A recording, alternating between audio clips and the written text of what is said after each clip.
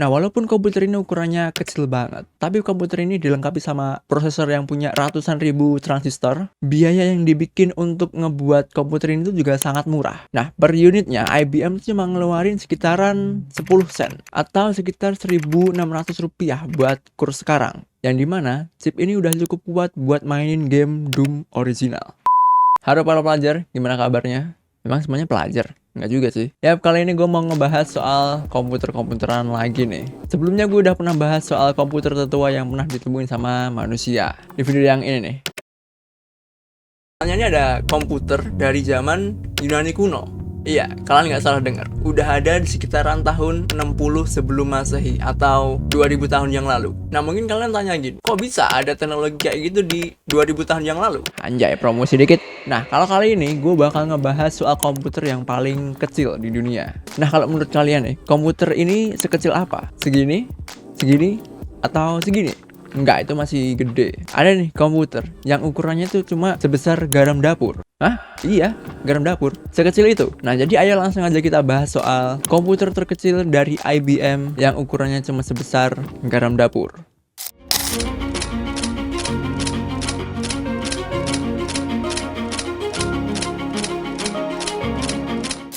Oke, gue dari tadi cuma ngomong terkecil gitu kan. Tapi ukuran pastinya tuh berapa gitu kan. Nah, komputer ini tuh mempunyai ukuran sebesar 1 kali 1 mm.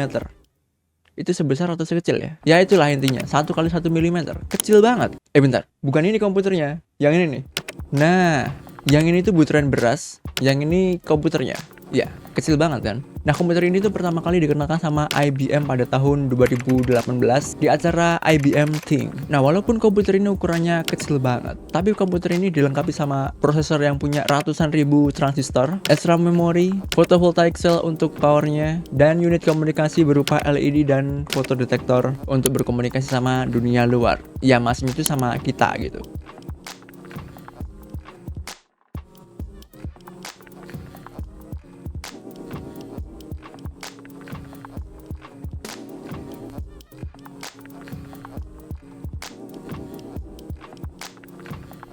Nah, di luar dari ukurannya yang sangat kecil, biaya yang dibikin untuk ngebuat komputer ini tuh juga sangat murah. Nah, per unitnya IBM cuma ngeluarin sekitaran 10 sen atau sekitar 1.600 rupiah buat kurs sekarang. Itu murah banget kan buat sebuah komputer. Nah, IBM juga ngeklaim kalau komputer ini tuh punya kekuatan yang sama kayak chip x86 di tahun 1990. Yang dimana chip ini udah cukup kuat buat mainin game Doom original.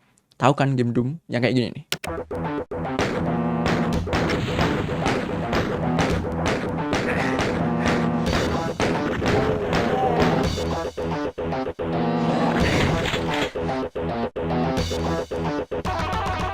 Ya, pastinya bakal ada yang bilang kayak gini sih. Kalau komputer sekecil itu dan punya teknologi kayak di tahun 1990, sekarang bisa ngapain? Nah, IBM tuh ngerancang komputer ini buat sesuatu yang sangat penting. Sesuatu yang mungkin kita butuhkan. Nah, jadi komputer ini tuh bisa digunakan buat pelacakan pengiriman barang dan juga memastikan keaslian produk dengan teknologi blockchain. Jadi kita bisa tahu setiap barang yang kita beli asal-usulnya dari mana dan mencegah dari pemalsuan. Bisa bayangin nggak kalau misalkan di masa depan semua barang, mau pakaian, makanan, gadget, kalian tuh bisa tahu keaslian dari barangnya itu. Nah, kalau menurut Arvind Krishna, petinggi kepala penelitian IBM, dalam 5 tahun ke depan, komputer ini bakal tertanam di berbagai objek dan perangkat yang kita gunakan setiap hari. Mereka bakalan bekerja sama bareng teknologi blockchain yang terdistribusi untuk memastikan bahwa apa yang kita beli itu benar-benar asli. Jadi, di masa depan bakalan banyak banget nih komputer-komputer kecil yang tersembunyi di barang-barang kita gitu.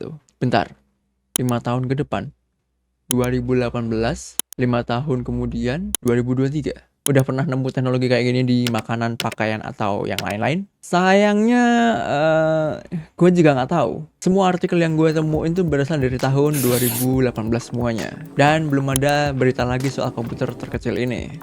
Apakah ini proyek yang gagal atau ini cuma prototipe aja? Tapi IBM merencanakan komputer ini tetap dijalankan dan disempurnakan agar bisa dilepas di pasaran. Ya, kita tunggu aja soal komputer terkecil ini. Semoga aja ada update lagi dari IBM soal komputer ini. Berarti udah 7 tahun ya kalau sampai sekarang ya. Gimana kalau menurut kalian? Apakah komputer ini bakal menjadi teknologi yang kita tunggu-tunggu? Atau malah lebih mengkhawatirkan dan bikin nggak nyaman? Terus kalau misalkan komputer ini udah dipasarkan, kira-kira kalian pengen beli nggak? Silahkan komen. Mungkin itu aja sih yang bisa gue sampaikan. Thank you banget udah nonton. Sampai jumpa di next video. Jaga kesehatan. Bye.